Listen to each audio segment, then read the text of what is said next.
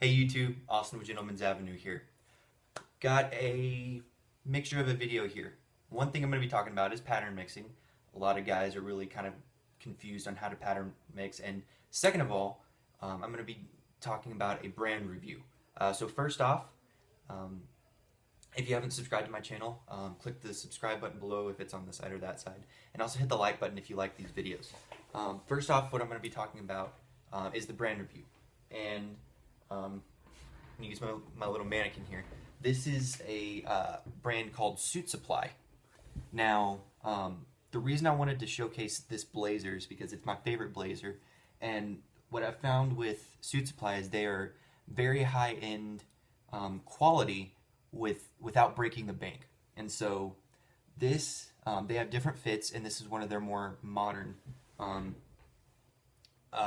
fit. It's got more of an elongated lapel. Let me move the camera over here. This has got a wider lapel. It's about 5 inches right here. It's got a higher lapel stance, double-breasted, and it's also got patch pockets. I don't know if you can see that, but it's got patch pockets. Now, real horn buttons, and all of their jackets come with functional button cuffs, which I really like. It just shows a better eye for high quality fashion, menswear, excuse me. Also, right here on the shoulder, it looks like it's wrinkled, but that's done on purpose. What I've talked about before is sprezzatura. That's an Italian term, but this is also an Italian term, and it's called the spalla camicia. It means soft shoulder. Now, this jacket is completely unconstructed. There's no canvassing and no shoulder padding. It just looks a little sharper because I've got it on the mannequin. But this shoulder right here, that has to be done by hand. These have to be like hand stitched together. So that's another sign of quality. This is 100%, I think it's mohair and silk. Let me look at the fabric label right here. Yeah, it's wool, mohair, and silk. You can't really see that right there. But this is by, like I said, Suitsupply. Also, I'm going to move the camera up here a little closer. If you can see right here, it's got pick stitching all along the lapel, all the way down here. It's also got it on the pockets. It's got it just all over, and that's another sign of quality, in my opinion. Also, it's got dual vents, which I really like. This jacket is actually a $600 jacket. I luckily got it off eBay for about $60, and I'm super pumped about that because this is extremely high quality, and I got it for such a steal. So if you can find something on eBay, man, pick it up right there. If not, go to Suitsupply's homepage, and I'll link that below. Guys, go get you Suitsupply. Great, fantastic brand, great fit, and great quality. The second brand I'm going to talk about is called Trashness. Now, I bought 2 of their shirts from online. It's a brand out of, I think, Norway or Sweden. I can't remember exactly where, but they've got a lot of modern style shirts. Now, here's their logo right there. It's kind of a skull. Now, what I bought is 2 of their extreme cutaway collar shirts. Now, these seem to be pretty high quality.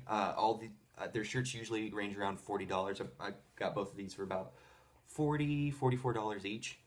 This is their light blue. It's more of almost like an Oxford cloth. It's a little bit thicker.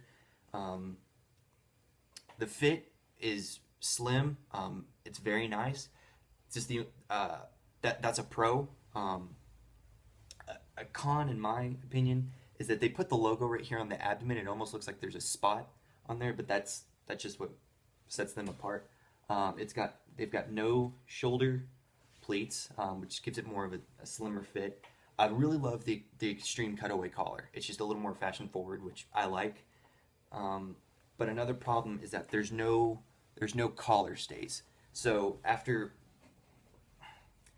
I've watched this a couple times. I mean, it's still in good shape, but I think over amount of time the collar will start to curl and it won't stay up very well. And that's just something that I foresee happening. But for $40, I mean, this is a fantastic brand.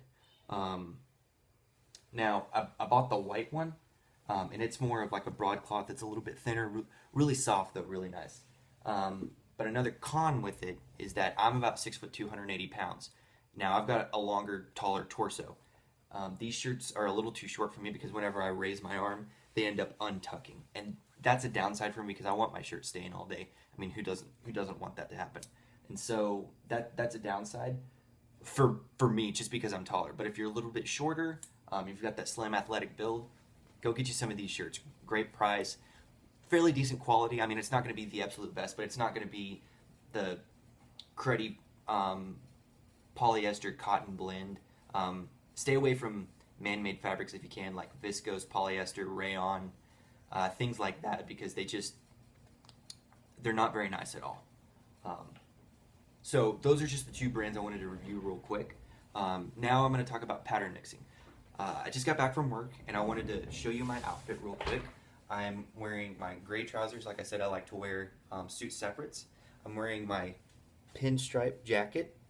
Now if you look closely, you can see that I'm wearing my pinstripe spread collar shirt and my knit tie. I just love this. This is my favorite tie. I haven't worn a tie bar in a while, but I just wanted to wear it today. Now, a pinstripe jacket is hard to break up, but it looks good when you can break it up in more casual settings. I think honestly the only way you can break it up is with a pair of like gray trousers, or where you get that contrast. So I've got the navy pinstripe jacket and I'm offsetting it with my gray. They're just solid gray trousers. Now what I'm talking about pattern mixing is if you see here, I've got two different stripes going on. I've got a smaller pencil stripe and then a wider pinstripe right here. Now they offset each other. They don't clash or anything, but they work harmoniously together. Now, with the pocket square, what I've done is I bought this at JCPenney around New Year's, and it's got more of like a floral type of print. So since I've got a smaller pattern right here, I'm going to offset it with a bigger pattern, and then on the bigger pattern, I'm going to get a different bigger pattern right here. So whenever you're trying to mix patterns, I say be careful. Try not to do more than, I think 3 would be the max. Try to stay with 2 if you can. So if you've got a pattern jacket, go with a solid shirt, and then a solid shirt, and then a pattern tie with either a different pattern pocket square, or just a solid pocket square. Don't match your pocket square with your tie. Exactly, it just looks like you're a cheesy high schooler going to prom.